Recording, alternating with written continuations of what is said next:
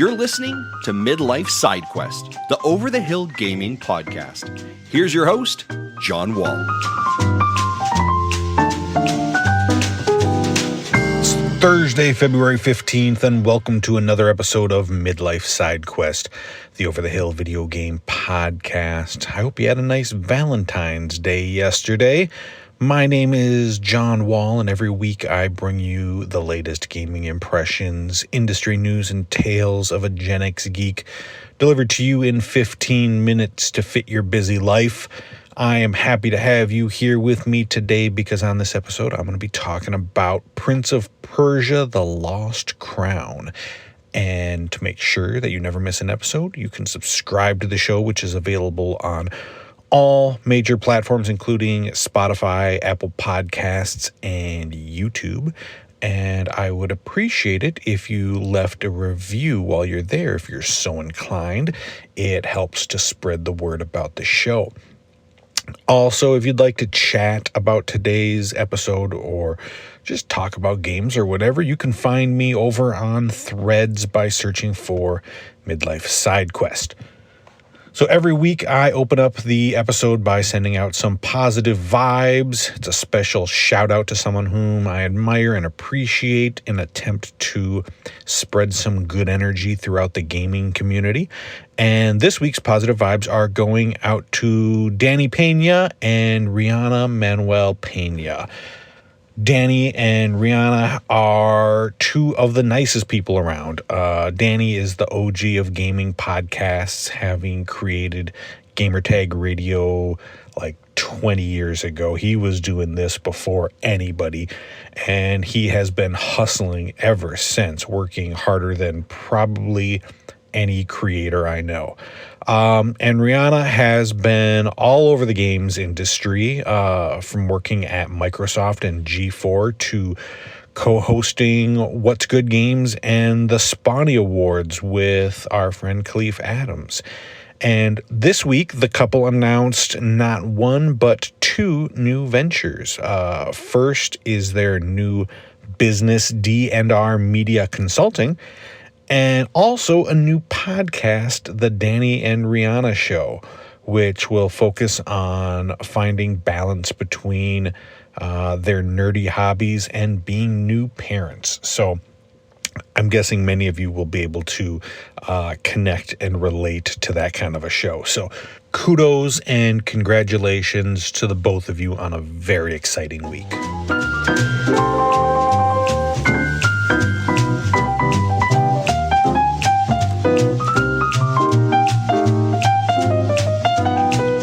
This week's game is one that wasn't at all on my radar this year. In fact, I was so in the dark on Prince of Persia, The Lost Crown that when people started talking about it right before it released, I thought that they were referring to the long in development Sands of Time remake. But no, apparently there are two new Prince of Persia games in development at the same time. And while that Sands of Time remake seems to be having a little bit of a troubled development, the buzz around the old watering hole, which is old-timey talk for Discord, is that The Lost Crown was a fantastic Metroidvania-style game and an early candidate for Game of the Year lists, which is all kinds of silliness because we are super early in the year. It's only February. But the talk was so good that I felt like I wanted to check it out. The rub, though, was that while this game looks a lot like something that would have come out of the Xbox Live Arcade era of gaming, this game retails for $50. Now, I'm not one to usually question what publishers charge for their games, you know. I'm not saying it's not worth it. But for a game that I hadn't heard of the week before, I wasn't super sure if I wanted to drop that much money on it. Luckily, I thought of a solution that would let me play the game for a fraction of the price. Ubisoft Plus. Now, if you aren't familiar, This subscription service is $17, I think, per month, and it gets you a pretty good collection of back catalog games from Ubisoft, as well as new releases, including the recent Avatar game and Prince of Persia. So, what the heck? I should be able to finish the game in 1 month, and $17 sounds much better than 50. So like I said, this game is in that Metroid style of gameplay where you are running around a huge map, unlocking areas as you get new abilities, which allow you to explore further. And the very first thing that I did before starting the game was kick that difficulty down to story mode, which is what they apparently call easy now in an effort to spare our egos. I'd heard that this game was pretty tough, and I just didn't have any interest in breaking a controller or rage quitting after losing a boss for the 20th time. I have zero shame about easy modes these days, and I'm actually really glad that I did, because even on this mode, some of the bosses and the platforming puzzles are still quite hard. There were still some bosses that took me several tries to beat, and the platforming doesn't get any easier. So I think that was the right call for me. And if you do find yourself in trouble with like a platforming sequence, they do allow you to turn on an option to warp past certain segments of the map, which, if you're going to make your game difficult, and I'm fine with that, I really appreciate when they put in these kind of options for those of us who just aren't here for that. Now, story-wise, I think they spin a fairly interesting tale here. You play as Sargon, a young warrior who is part of a group called the Immortals, who are tasked with protecting the kingdom of Persia, and one of their own kidnaps the prince. You got to travel to Mount Queef, I don't know, to rescue him. But the mountain is under a curse which distorts time and plays tricks on those who get too close. It's a pretty interesting story, and the voice acting is solid. I was pretty into it the entire time, and the payoff at the end is pretty darn satisfying. With a game like this, though, it all comes down to two things, and that is the platforming and the combat. And they pretty much nail it with both. In the early couple of hours, I admit that I wasn't completely sold on it. It seemed a little basic on the surface, but it's when you start to unlock new abilities and special moves that the game really opens up and it starts to shine. For instance, in the beginning, you have just your swords for combat, but later you find a bow, which allows you to do ranged attacks with the Y button. But then you unlock Chakram, and with that, you hold down the Y button to aim it, and after you throw that at an enemy, it will come flying back to you, and it can damage enemies on the way back as well. Cool, right?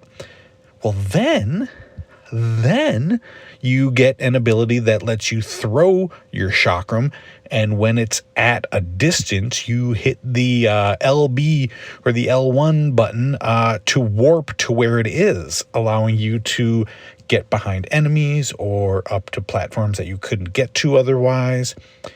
And it's this constant evolution of your abilities that propelled me forward to see just how powerful I could become. And you'll also unlock more platforming abilities like a double jump and the ability to create a sort of shadow version of yourself. The way that works is you hit one of the shoulder buttons to leave a duplicate of yourself wherever you want, and then you hit that button again to instantly warp back to that original position, which is useful in various environmental puzzles, as well as boss fights where you can use that to get out of a tough spot if you get cornered. There are just so many cool powers to get that can be used in lots of different ways. By the time I got to the end of the game, I just felt invincible. It was a pretty rad feeling when you layer all these powers on top of each other. There's also loads of side missions and collectibles, upgrades, and other hidden things all over the map. If you felt like being a completionist, you could probably put 20 to 25 hours into this game easy. I only dabbled a bit in some of the optional objectives, and I still ended up clocking about 15 hours of playtime. If you like platformers or Metroidvania-style games, I think this is a pretty easy one to recommend. It's a little slow going in the beginning, and $50 might seem a little steep, but remember, $17 gets you 1 month of Ubisoft Plus, which is plenty of time to complete the game, and you'll get all of the Wheel of Fortune you can fit into 30 days. That's pretty rad.